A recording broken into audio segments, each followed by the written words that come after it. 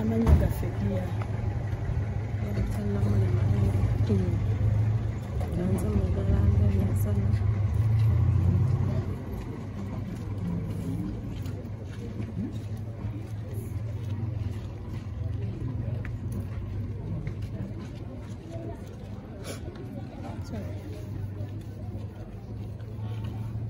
abadde mukwano gwange nnyo tasanga njagala nnyo batambula nga babuuza alina omwana we Mariya yaliwa atamulanga yaleseawo nga tansibudde nako yabadde tasobola amulabe atuse mu ddwaliro abadde ku mulimu mama nankubira sawa nga 5 nayamba obwoso bwa leero nnyukako nga bukyali ate wembeera sinungi nsaba mukama wange awo nangende ekisire natusebisa kwangako mbolide bamutute mu ICU nawe tuli awo nno tuli bagumu twabadde bagumu nnyo taata yatulimbye nnyo natumanya agenda kuddanga bulijjo abadde awo ne meeting ne Bebekulu yazze n'ababeererawo yazze ejjo twabadde naye mu ddwaliro nga muzeeyi tannafa olungaze kubabeererawo yabadde azze kuba nga abadde ajja n'amulambula ate yabadde contact person waffe ne State House sente zibatuwa natuteramu eri requisition nazituleetera nafuuse family member mbere atugerereddewo katono nnyo bayimbi kyabazze babaawo mu kaseera kuno kuba tujjalaba bangi bajja vaayo naddewo mbaddewo naye bayimbi kiggwe boolabyeko Mariya nga bazze ne babeererawo muzeeyi mu kaseera kano basinga nze Mariya ndaga nnyo Bebekulu kuba newe twalina doctors conference batunyonyere kiddala ekitawaanya muzeeyi era yaliwo ndabako nayeko Nyamutoolo nabo badda batesaaliyo mu ddwaliro nze nekyalo omuntu gwe nandyebasitaamu ak'ensusu pasita Bujengo kubanga ye yankontakitinga nze person embeera nga muwaku updates eza muzeeyi kubanga nze abadde abeera ne muzeeyi wano era nze mbeera waka nga nze abeerawo obulwadde bwe bwatandikira bwonna nga nze bwendi era nga banoonya omuntu ali ewaka Mariya gyali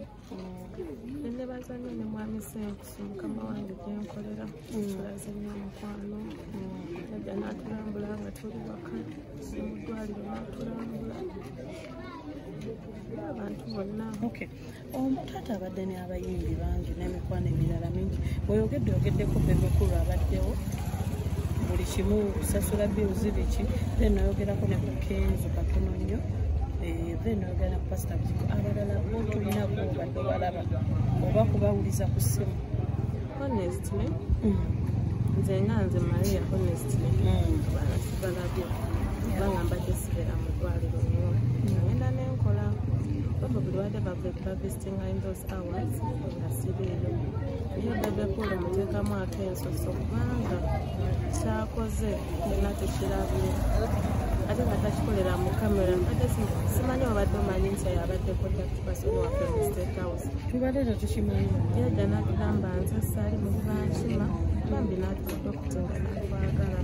era nejjo yabadde atagambye bannaye nabasakuddeko sente away from ezasooka zino ziyambeko ku families mu mbeera eno ey'obujjanjabi era yabadde akyekidde mawulire malungi era ne muzeeyi bwe yafudde Bebekulu oyo yakisoseyo nomulwala era ffe twagenza okutuka kubanga twabadde tuvuddeyo ssaawa nga 2 isitadde nga tumulese mu ICU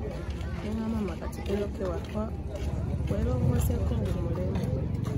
tetwagenza okuddayo koledde State House ebitudde naye nga Bebekulu abaddewo mwebazaamu ak'ensuso oba bonna abalala balina we batuyambidde otuyinza okuba nga tetumanyi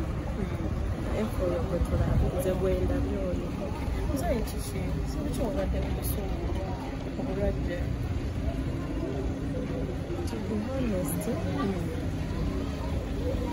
taata wange abadde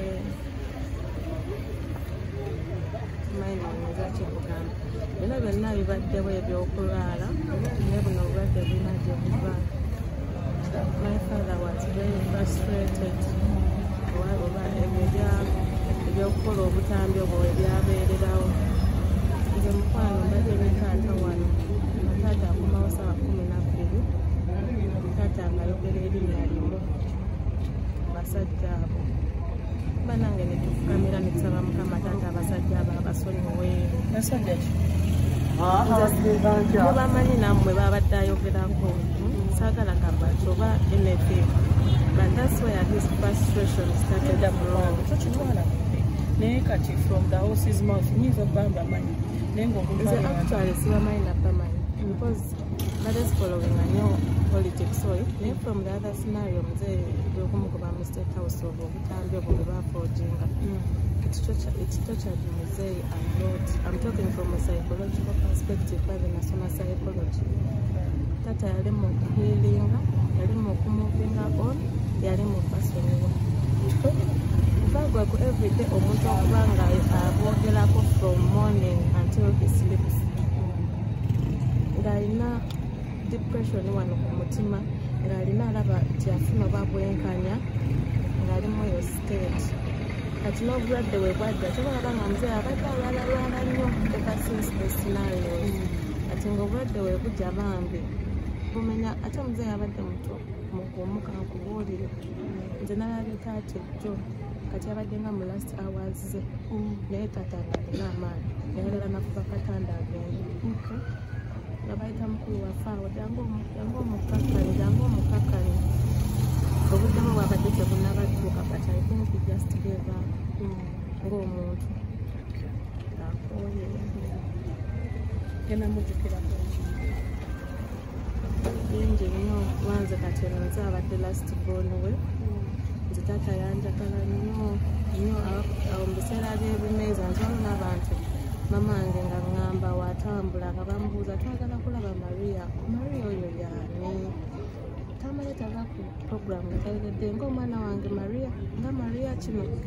taata yanjagala nyo newe twasomanga nasomanga ne muganda wange is 2 years older than me naye nga egyo emyaka gy'abeera ku ssomero muzee yita visiting naye nga when I join muzee visits whether at 6 p.m. era nga n'abasomesa bamwamba naye taata waakwagala oli abaddewo nga tajja ku visitinga nze muzee yamvisitinga all my schools ze nagenda paka kusoma era muzee nanjagala era buli omu akimanyi nze tamala ayagala Maria kubala kuba yamufaanana oba ki nze muzee yanjagadde era nsaaliddwa nnyo nti agenze sinaba kwetereeza bulungi alye ku birungi byange naye nga taata atwagadde kambakuulire taata atwagadde netwakolanga shopping list oba yamitwalo 5 nga taata agabala n'agakuba ng'akuba nga teyerekerezaayo nze sitoma ku taata wewaawo ensi yatuuka ensi n'emuwamba tinadda nnyo social media ku bantu abewabweru efamire n'abanga takyatuliko nnyo naye byonna byadda because of things that happened I still had to make sure abeerawo taata oyo yatyanga nnyo mwerabira ne bwe yalwala waliwo yalala n'agamba mbadde nnyo ku kitanda abantu bajja kunneerabira taata nedda oba ojjukira bwe yagenda ku Sam TV station ng'akyali mulwadde naye twamusitopinga naye n'agamba abantu bajja kunneerabira babika okumpuliriza naye luno olumbe lulumye muzeeyi nti takozeko puroguramu yonna ate nga muntu wa puroguramu omulumye lwajja mpolampola naye Mukama bw'atyo bwe yasazeewo